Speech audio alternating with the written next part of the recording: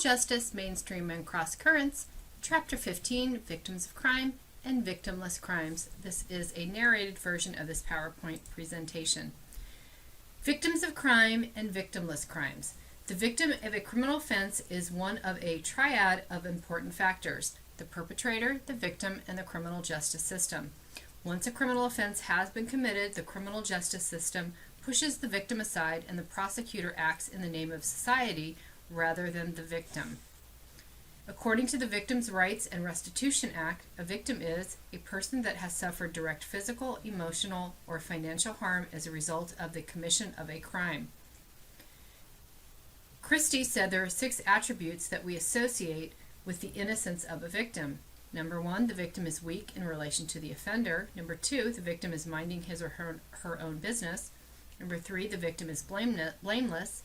Number 4, the perpetrator is a stranger to the victim. Number 5, the offender is big and bad.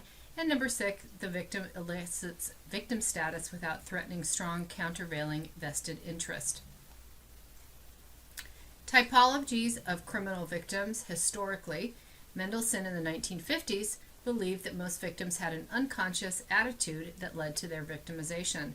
Von Hinte's 12-point typology is the basis for later theories of victim precipitation, and Wolfgang and Selig in 1964 based their typology upon the victim's situations rather than their personal characteristics or relationships. Modern theories of victimization. Galtung attributes much of victimization to the structural characteristics of the culture, and victim precipitated theory is the idea that crime victims sometimes play an active role in initiating a crime or escalating it.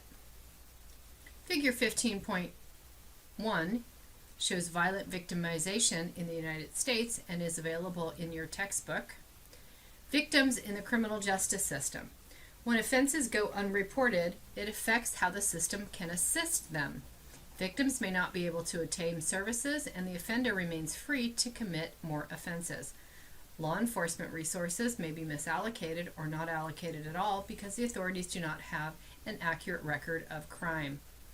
Figure 15.2, taken from your textbook, shows reporting violent victimization and reasons why people reported not reporting their victimization to authorities.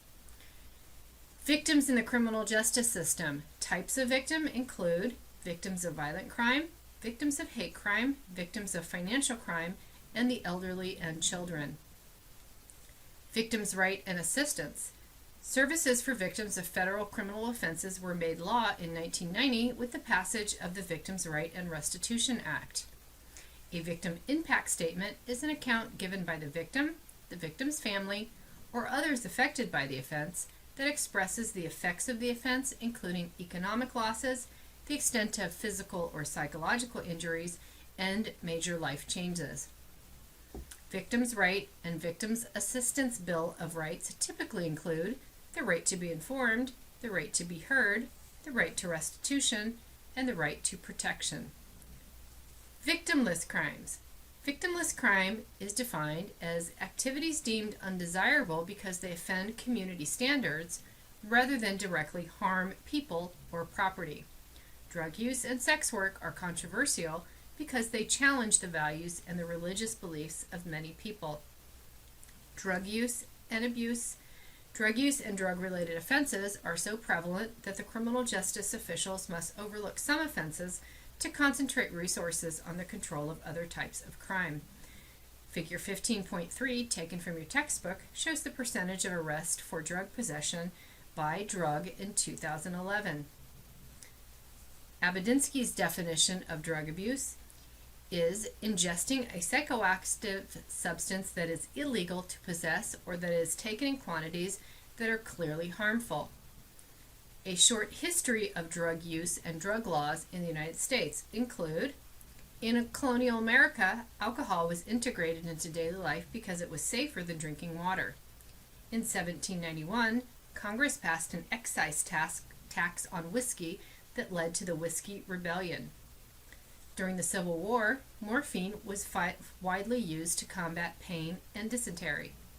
Cocaine was used to treat morphine addiction. Many patent medicines contained cocaine, and morphine. In the 20th century, a steady progression of laws attempted to protect people from the harmful effects of drugs. The Pure Food and Drug Act of 1906 required producers of food and drugs to clearly label their products' contents. The 1914 Harrison Act was designed to control narcotics. In 1951, the Boggs Act increased penalties for violating drug laws and regulated both narcotics and marijuana. In 1956, the Narcotics Control Act increased both penalties and federal authority. 1970 Controlled Substance Act set forth the current drug schedules. The 18th Amendment was ratified in 1919, and Congress passed the National Prohibition Act, also called the Volstead Act. This prohibition ended in 1933. The war on drugs. Politicians, law enforcement officials, teachers, and parents developed policies that figuratively waged a, quote, war on drugs, unquote. The war on drugs is being waged on many fronts, including testing children for drug use, increased penalties for drug use or sales, and drug forfeiture laws. Law enforcement and drugs. The police pursue numerous goals in controlling illegal drugs, including addressing the violence associated with street-level drug dealing, controlling the offending of drug users, addressing the health, economic, and social well-being of drug users, restoring the quality of life in urban communities by ending street-level dealing, providing programs to help keep youths from experimenting with drugs, and dealing with the problems inherent with the large amount of money in the illegal drug trade. Drug treatment, decriminalization, and legalization. Although it is illegal to possess and distribute certain drugs, it is not illegal to be a drug addict. Treating the addiction is an important step in reducing the offenses associated with drug use. The war on drugs has not rid the nation of illegal drugs. Decriminalization is the amendment of laws or statutes to lessen or remove penalties for specific acts subject to criminal prosecution, arrest, and imprisonment. Legalization is the total removal of legal prohibitions on specific acts that were previously prescribed and punishable by law. Sex work is the exchange of coital or sex-related activities for payment. Prostitution is the practice of engaging in sexual activity in exchange for money. A small percentage of the population would like to see prostitution legalized. Prostitution is illegal in nearly every jurisdiction in the United States except for Nevada.